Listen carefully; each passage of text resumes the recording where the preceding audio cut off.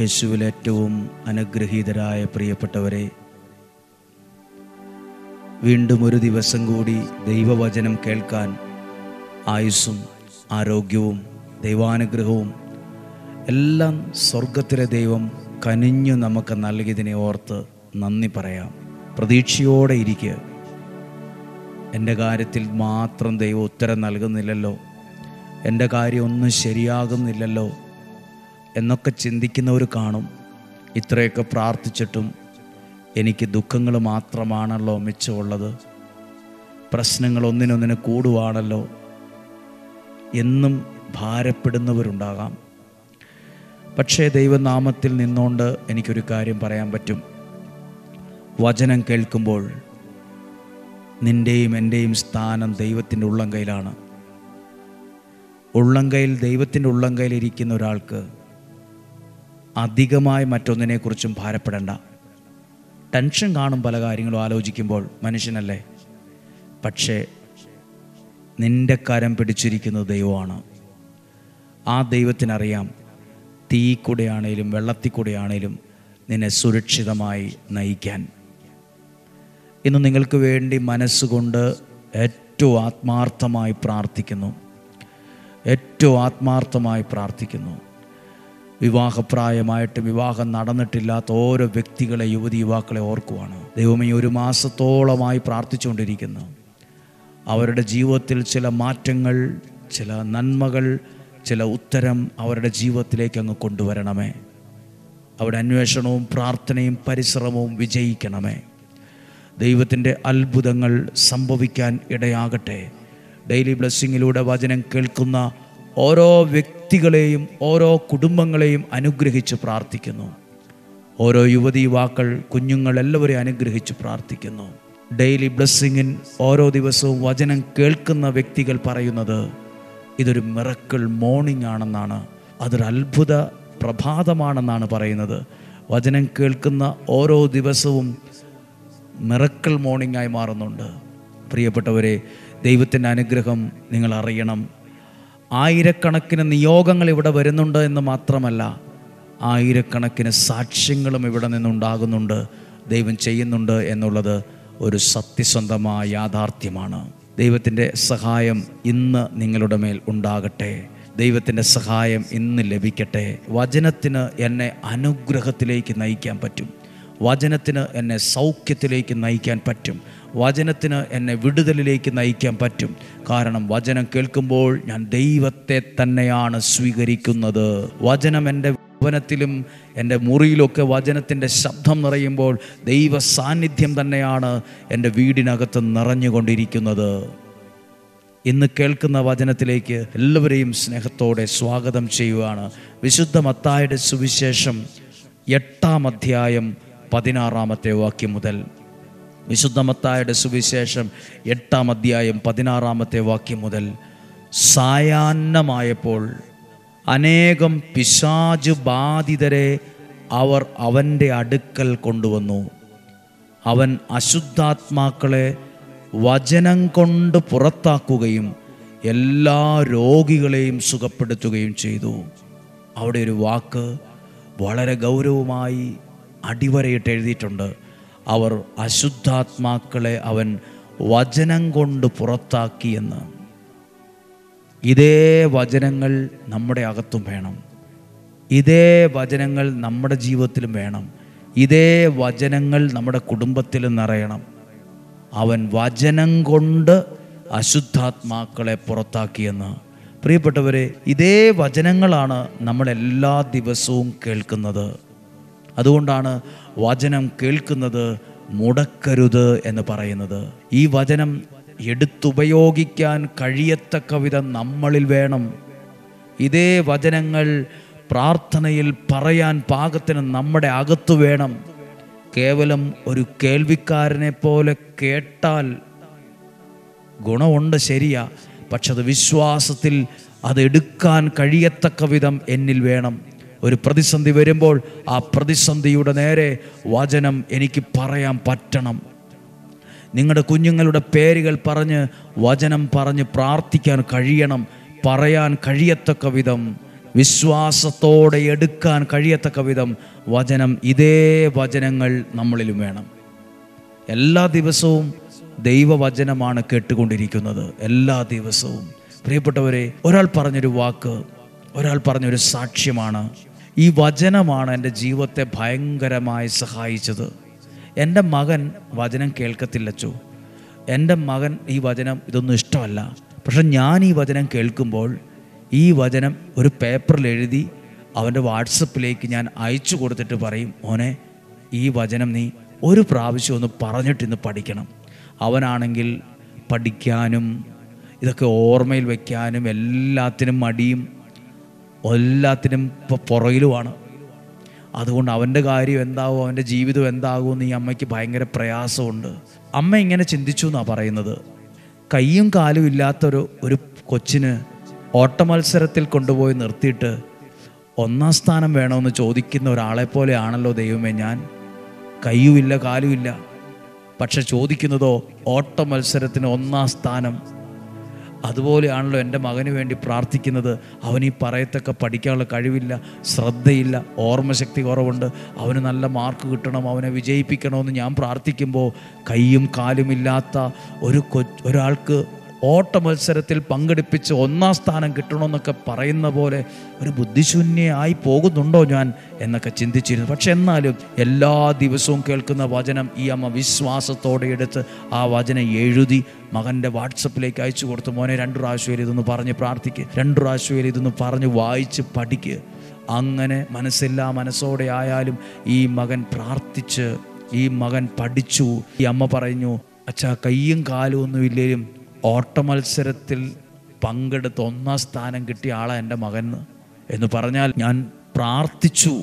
അതുപോലെ വിശ്വാസത്തോടെ പ്രാർത്ഥിച്ചു. ഈ വചനം കൊടുത്ത് എല്ലാ ദിവസവും പറഞ്ഞുകൊണ്ടിരിക്കും, ഇന്ന പോലെ ചെയ്യണം, ഇന്ന പോലെ ഈ വചനം പറയണം, ഈ ഡെയിലി ബ്ലെസ്സിങ് നീ കേൾക്കണം, ഈ വചനം പറയണം, ഈ വചനം പറഞ്ഞ് പ്രാർത്ഥിക്കണം. അവൻ എല്ലാത്തിനും നല്ല മാർക്ക് കിട്ടി. പഠിപ്പിച്ച അധ്യാപകർക്ക് പോലും വളരെ അത്ഭുതമായി തോന്നി. പിറകിൽ കിടന്ന നീ എങ്ങനെയാ ഇത്രയൊക്കെ എത്തിയത്? മകൻ പറഞ്ഞൊരു കാര്യമുണ്ട്, അമ്മ വചനമൊക്കെ ഇങ്ങനെ പറഞ്ഞ് പ്രാർത്ഥിക്കുമ്പോൾ എനിക്കത് പഠിക്കാനുള്ള ഉന്മേഷമുണ്ട്, ഓർമ്മശക്തി ഉണ്ടായതുപോലെ, എൻ്റെ മനസ്സിനൊരു ഊർജ്ജസ്വലതയും ഒരു തെളിച്ചവും ഉള്ളതുപോലെ, പ്രത്യാശയുള്ളതുപോലെ പണ്ട് എനിക്ക് തന്നെ തോന്നുമായിരുന്നു ഞാൻ ജയിക്കില്ല, എൻ്റെ കാര്യം ഇങ്ങനെയൊക്കെ ആകത്തുള്ളൂ, ഞാൻ വേറെന്തെങ്കിലും പഠിക്കാൻ പോവുള്ളൂ, എനിക്ക് ജയിക്കാൻ പറ്റുമെന്ന് തോന്നുന്നില്ല, എല്ലാവരും എന്നെ കുറ്റപ്പെടുത്തലാണ്, വീട്ടിൽ നിന്ന് കുറ്റപ്പെടുത്തൽ, സ്കൂളിൽ നിന്ന് കുറ്റപ്പെടുത്തലാണ്. പക്ഷെ മൊത്തത്തിൽ അടിമുടി മാറി.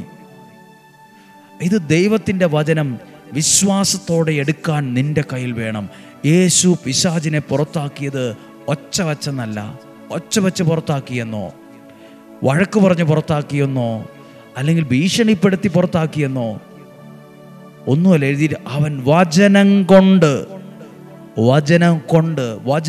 അത്ഭുതങ്ങളെ ചെയ്യാൻ പറ്റും. ഈ വചനം നിന്നെ അത്ഭുതത്തിലേക്ക് നടത്തും. ഈ വചനം നിന്നെ വിടുതലിലേക്ക് നയിക്കും. ഈ വചനം നിന്നെ സൗഖ്യത്തിലേക്ക് നയിക്കും. ഈ വചനം നിന്നെ നയിക്കുന്നത് നാശത്തിലേക്കല്ല, ഉയർച്ചയിലേക്കാണ്. ഈ വചനം നിന്നെ നയിക്കുന്നത് ദൈവികമായ അനുഗ്രഹത്തിലേക്കാണ്. അതുകൊണ്ടാണ് അറിവും അനുഭവമുള്ളവർ പറയുന്നത്, വചനം കേൾക്കുന്നത് മുടക്കരുത്, വചനം കേൾക്കുന്നതിൽ ഒരു അയവ് വരുത്തരുത്, അത് കൃത്യമായി ഗൗരവത്തോടെ കേൾക്കണം. കാരണം അത് മനുഷ്യൻ്റെ വാക്കോ അല്ലെങ്കിൽ ഏതെങ്കിലും നേതാക്കന്മാരുടെ വാക്കോ അല്ല, അത് സത്യദൈവത്തിൻ്റെ വാക്കുകളാണ്. ആ വാക്കുകൾക്ക് ശക്തിയുണ്ട്. ഈ ലോകത്തെ പോലും ഒന്നുമില്ലാതിരുന്ന് ഈ ലോകത്തെ പോലും സൃഷ്ടിച്ചത് വാക്കുകൾ കൊണ്ടാണ്. ദൈവത്തിൻ്റെ വാക്കുകളാണ്. ആ വാക്കുകളാണ് ഞാൻ വിശ്വാസത്തോടെ കേൾക്കുന്നത്. എൻ്റെ ചെവിയിൽ കൂടെ കയറി എൻ്റെ അകത്തെ ഹൃദയങ്ങളിലേക്ക് ചെല്ലുന്നത്. അതിന് അത്ഭുതകരമായ ഉത്തരങ്ങൾ ലഭിക്കും. അവൻ വചനം കൊണ്ട് പുറത്താക്കി. നിങ്ങളുടെ വീടിനെ വചനം കൊണ്ട് വിശുദ്ധീകരിക്കാൻ പറ്റും. മാനസാന്തരമില്ലാതിരുന്ന വ്യക്തികളെ വചനം കൊണ്ട് മാനസാന്തരപ്പെടുത്താൻ പറ്റും.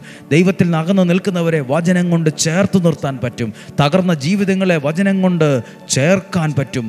ഐശ്വര്യത്തിൽ എത്തിക്കാൻ പറ്റും. വിടുതലിലേക്ക് നയിക്കാൻ പറ്റും. പ്രിയപ്പെട്ടവരെ, ഡെയിലി ബ്ലെസ്സിങ്ങിലൂടെ നിങ്ങൾ കേൾക്കുന്നത് ദൈവത്തിൻ്റെ വചനമാണ്. അനേകർക്ക് അയച്ചു കൊടുത്തതോ അതും ദൈവത്തിൻ്റെ വചനമാണ്. അനേകം കുടുംബങ്ങളിൽ, വാഹനങ്ങളിൽ, അടുക്കളയിൽ, ജോലിസ്ഥലത്ത്, വീടുകളിൽ ഒക്കെ മുഴങ്ങുന്നത് ദൈവത്തിൻ്റെ ജീവനുള്ള ശബ്ദമാണ്, വചനമാണ്. ദൈവ സാന്നിധ്യമാണ് നിങ്ങളിൽ നിറഞ്ഞുകൊണ്ടിരിക്കുന്നത്. ദൈവത്തിൻ്റെ അനുഗ്രഹം നിങ്ങളെ ചുറ്റിപ്പൊതിയട്ടെ. ദൈവത്തിൻ്റെ അനുഗ്രഹം നിന്നെ വട്ടം ചേർത്ത് പിടിക്കട്ടെ. ദൈവത്തിൻ്റെ അനുഗ്രഹം, ആ അനുഗ്രഹം ഒന്നിനൊന്നോട് ചേർന്ന് വരാനിടയാകട്ടെ. ചേർന്ന് വരാനിടയാകട്ടെ. വചനങ്ങൾ നിങ്ങളെ കുടുംബമായി ഒരുമിച്ചിരുന്ന് വചനം കേൾക്കുന്ന കുടുംബങ്ങൾ വർദ്ധിച്ചു വരട്ടെ. ഒറ്റയ്ക്കൊറ്റയ്ക്കിരുന്ന് വചനം കേൾക്കുന്നവരുണ്ട്, നല്ല കാര്യം. അതിനേക്കാൾ നല്ല കാര്യമാണ് കുടുംബത്തിൽ ഒരുമിച്ചിരുന്ന് വചനങ്ങൾ കേൾക്കുക. അപ്പോൾ അവിടെ നിന്ന് ആ ഒരുമിച്ചിരുന്ന് വചനം കേൾക്കുമ്പോഴാണ് ആ കുടുംബത്തിലുള്ള അസ്വസ്ഥതകൾ പോകുന്നത്, അകലങ്ങൾ മാറുന്നത്, പ്രശ്നങ്ങൾ മാറുന്നത്, പ്രതിസന്ധികൾ മാറുന്നത്. അവൻ വചനം കൊണ്ട് ഒച്ച വെച്ചെന്നോ ഭീഷണിപ്പെടുത്തിയെന്നോ വഴക്ക് പറഞ്ഞെന്നോ വടിയെടുത്ത് തല്ലിയിട്ടെന്നോ ഉന്തി തള്ളി താഴെയിട്ടെന്നോ അല്ല. അവൻ വചനം കൊണ്ട് പിശാചുക്കളെ പുറത്താക്കി.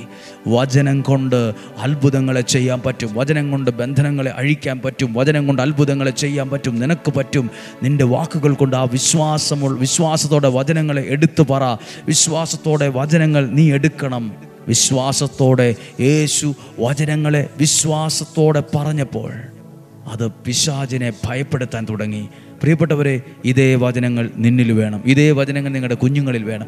ഇതേ വചനങ്ങൾ നിങ്ങളുടെ മനസ്സിൽ വേണം, വീടുകളിൽ വേണം, തലമുറയിൽ വേണം. ഈ വചനം അനുഗ്രഹമാണ്. ഈ വചനം അത്ഭുതമാണ്.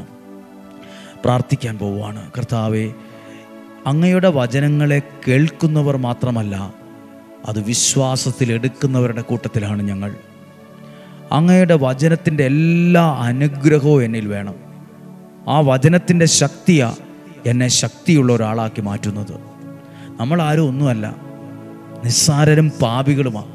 പക്ഷെ ദൈവവചനത്തിൻ്റെ ശക്തി ദിനം പ്രതി സ്വീകരിക്കുമ്പോൾ, ആ റീചാർജിങ് നടക്കുമ്പോൾ ഞാൻ ശക്തിയുള്ളൊരു മനുഷ്യനായി മാറും.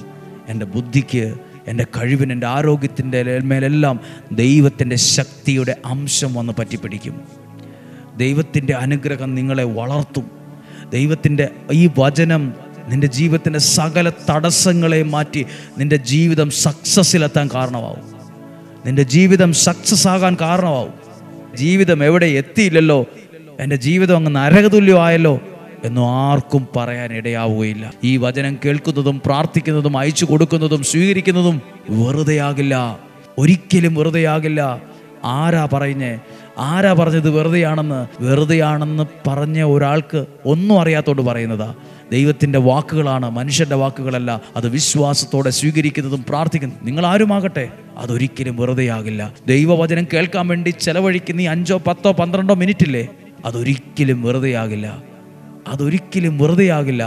അതാണ് നിൻ്റെ ജീവിതമായി മാറുന്നത്. അതാണ് നിന്നെ ശക്തനാക്കി മാറ്റുന്നത്. അതാണ് നിൻ്റെ അകത്തുള്ള നിരാശയെ മാറ്റുന്നത്. ആ വചനമാണ് നിൻ്റെ ജീവിതത്തെ ശോഭയുള്ളതാക്കുന്നത്. പ്രാർത്ഥിക്കുവാണ്. ഇന്ന് ചൊവ്വാഴ്ച ദിവസം ഈ വചനത്തിലൂടെ നിങ്ങൾക്ക് വേണ്ടി പ്രാർത്ഥിക്കുന്നു. എന്തൊക്കെയുണ്ട് എന്നതല്ല പ്രധാനം. കാറുണ്ട്, വീടുണ്ട്, ജോലിയുണ്ട് എന്നത് മാത്രമല്ല പ്രധാനം. ദൈവാനുഗ്രഹമുണ്ടോ? ദൈവത്തിൻ്റെ വചനമുണ്ടോ? ദൈവത്തോട് ബന്ധമുണ്ടോ? ദൈവത്തിൻ്റെ കടാക്ഷമുണ്ടോ? ഇതൊക്കെയും അതിനേക്കാൾ പ്രാധാന്യമുള്ളതാണ്, അതിനേക്കാൾ ഗൗരവമുള്ളതാണ്. ദൈവം നിന്നെ സഹായിക്കട്ടെ. നമ്മുടെ കർത്താവ് ഈശോ മിശിഹായുടെ കൃപയും പിതാവായ ദൈവത്തിൻ്റെ സ്നേഹവും പരിശുദ്ധാത്മാവിൻ്റെ സഹവാസവും സംരക്ഷണവും നിങ്ങളിൽ ഉണ്ടായിരിക്കട്ടെ. എല്ലാവിധ രോഗങ്ങളിൽ നിന്ന് ശരീരത്തിൻ്റെ അകത്തെയും പുറത്തെയും സംരക്ഷിക്കണമേ. ദീർഘായുസ്സും ആരോഗ്യവും സമ്പത്തും ഐശ്വര്യവും തരണമേ. എല്ലാ വഴക്കുകളിൽ നിന്നും അസ്വസ്ഥതകളിൽ ഞങ്ങളെ സൂക്ഷിക്കണമേ. സമാധാനവും സന്തോഷവും തരണമേ. നിലനിൽക്കുന്ന ഉയർച്ച തരണമേ. വിശ്വാസത്തിൽ വർധനവ് തരണമേ. കുടുംബത്തിൽ കൂട്ടായ്മ തരണമേ. സമാധാനം നിറയണം. യേശുവേ, അങ്ങ് വചനം കൊണ്ട് പിശാചിനെ പുറത്താക്കിയതുപോലെ അതേ വചനം ഞങ്ങളിൽ നിറയ്ക്കണമേ. അതേ വചനത്തിൻ്റെ ശക്തി ഞങ്ങളെ ബോധ്യപ്പെടുത്തണേ. അതേ വചനത്തിൻ്റെ ഇരുതലവാളിനേക്കാൾ മൂർച്ചയുള്ള അതേ വചനം ഞങ്ങളിൽ ഉറപ്പിക്കണമേ. ആ വചനത്തിന് അനുഗ്രഹം ഞങ്ങളിൽ, ഞങ്ങളുടെ കുടുംബത്തിലുണ്ടാകണം. വിവാഹപ്രായമായിട്ട് വിവാഹം നടന്നിട്ടില്ലാത്തവർക്ക് വേണ്ടി ഒരു നിമിഷം വചനം കേൾക്കുന്ന എല്ലാവരും പ്രാർത്ഥിച്ച്, കർത്താവ്, ഞങ്ങളുടെ കുടുംബത്തിൽ ഇന്ന ആളുണ്ട്, ഞങ്ങളുടെ മക്കളിൽ ഒരാൾ അങ്ങനെ ഉണ്ട്, ഞങ്ങളുടെ മക്കളുടെ മക്കളിൽ ഒരാൾ അങ്ങനെയുണ്ട്, വിവാഹം നോക്കിയിട്ടൊന്നും ശരിയാകുന്നില്ല, ഞങ്ങളിതാ ദൂര സ്ഥലങ്ങളിലിരുന്ന്, സമീപത്തിരുന്ന്, ബന്ധുക്കളായിരുന്നോ മിത്രങ്ങളായിരുന്നിട്ടോ ഒക്കെ ആയിരിക്കും പ്രാർത്ഥിക്കുന്നത്.